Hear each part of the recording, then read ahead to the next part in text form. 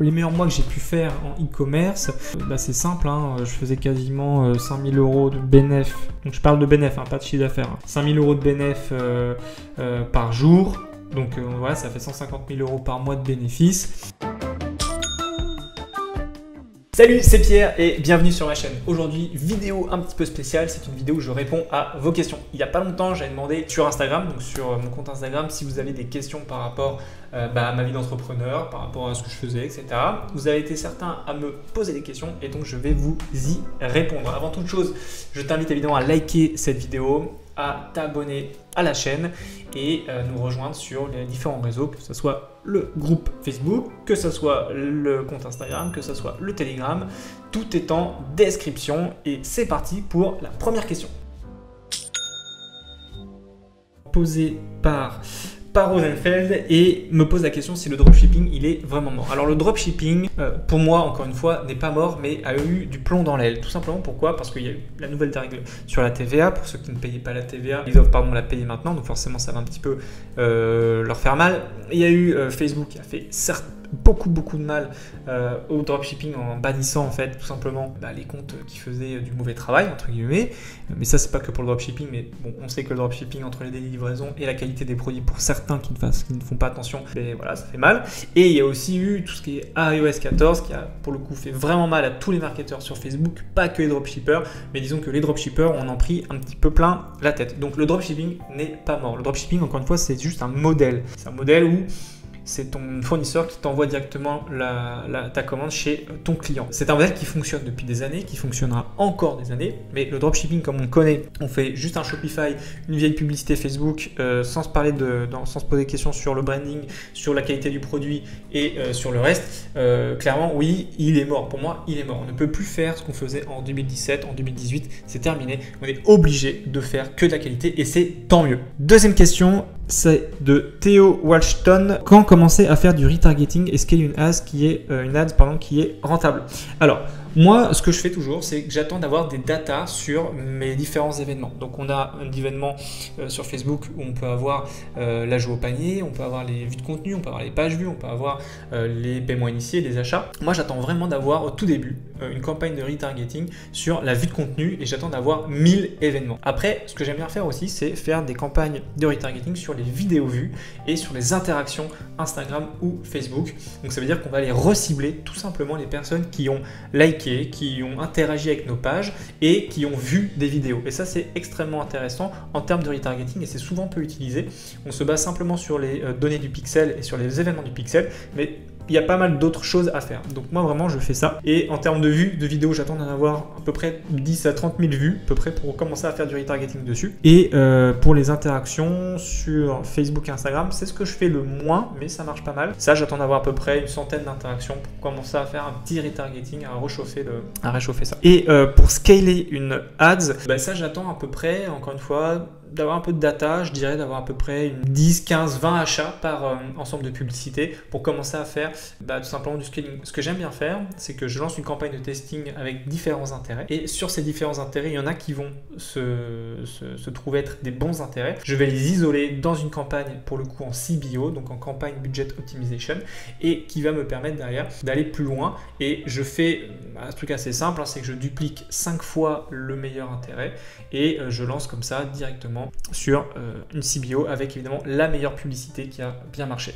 Donc voilà comment je fais. Une autre question, c'est Bzert qui me demande comment est-ce que je gère mon énergie. Alors, c'est assez difficile à répondre à cette question parce que je suis quelqu'un qui travaille beaucoup, qui beurre pas beaucoup, donc c'est vrai que quand je prends pas de vacances, je suis assez fatigué. Donc genre là en ce moment, je suis vraiment au bout parce que j'arrête pas de travailler. J'ai eu ma maison il y a pas longtemps, j'ai eu pas mal de choses à faire autres que tout simplement mes différents business. Et donc je suis claqué.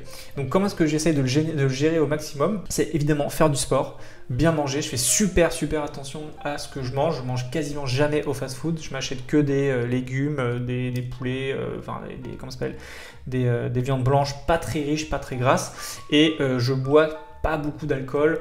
Donc ça c'est vraiment pour une question un peu d'efficacité au boulot, parce que surtout en ce moment quand je suis fatigué, si en plus de ça je me mets des murges tous les soirs et que je vais manger au McDo, je vais être un bon à rien. Donc clairement pour moi ça sert à rien de faire ça.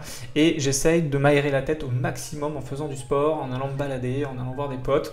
Ça sert à rien de tout le temps travailler, hein. Clairement ça n'a aucun sens, mais il est bon toujours d'aller chercher de quoi respirer, quoi, tout simplement. Donc c'est comme ça que je gère mon énergie, et je fais pas mal de sport. Je fais quand même beaucoup de sport. Donc en gros c'est simple, hein, c'est une vie équilibrée, du sport, dormir un petit peu, et voilà. Une autre question, c'est Taron Eric qui me demande une idée de winner pour le BFCM. Donc le BFCM, c'est le Black Friday Cyber Monday, et je ferai une vidéo là-dessus sur une sélection de produits à ne faire que sur le BFCM. Donc vraiment, abonne-toi à la chaîne si tu veux pas rater cette vidéo qui te pourra potentiellement être très utile. J'ai Asou31 qui me propose une idée de vidéo, c'est: je lance une marque e-commerce, serais-tu chaud pour faire une série de vidéos?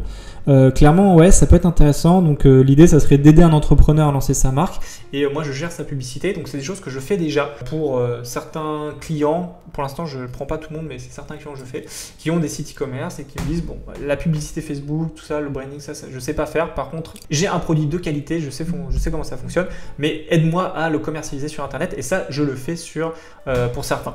Mais clairement ça peut être une super idée de série de vidéos, ça c'est clair. Une autre question, c'est DL Evans qui me pose la question de combien je gagne en moyenne grâce au e-commerce par mois, et qui rejoint une question de Romain aussi, qui me demande combien de bénéfices par mois je gagne. Alors c'est une question que pas mal de gens se posent sur finalement combien je peux gagner grâce au e-commerce, et finalement si on va un peu plus loin à mes différents business en ligne. Ça dépend vraiment de tous les mois. C'est quelque chose qui, enfin en termes de chiffre d'affaires je parle, je génère du chiffre d'affaires tous les mois, mais ce chiffre d'affaires peut varier. Je peux faire des mois à 50 000 euros de chiffre d'affaires comme des mois à 7 000 euros de chiffre d'affaires. C'est des choses qui sont vraiment différentes et qu'il faut finalement lisser sur l'année. Donc ce que je fais moi par mois, c'est simple, c'est que je prends 2500 euros net mensuel.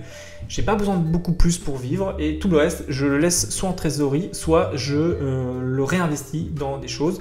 Vous avez peut-être vu la vidéo sur la bourse, je sais pas si Théo l'a posté ou pas encore, mais il y aura une vidéo qui parle de mes investissements boursiers. C'est aussi tout ce que je fais, c'est-à-dire qu'en gros je pourrais me verser plus, je ne le fais pas parce que je n'ai pas besoin de beaucoup plus finalement, et je prends tout le reste que je réinvestis soit dans ma société, soit dans des actions, soit dans ma maison par exemple. J'investis pas mal d'argent dans ma maison, soit dans des autres entreprises de potes qui peuvent me dire tiens ça m'intéresse, j'ai besoin un peu de sous, est-ce que tu peux m'aider? Donc voilà un petit peu comment je fais. Sur ces 2500 euros, on est en France, moi j'ai toutes mes sociétés qui sont en France, et donc je fais la fiscalité française. Il faut savoir que j'ai une SAS, donc c'est un type de société qui est fortement chargé. Donc en France, vous savez, c'est pour ça qu'il y a beaucoup de gens qui partent, on est extrêmement chargé fiscalement, ce qui du coup peut faire mal à la trésorerie qu'on a dans l'entreprise.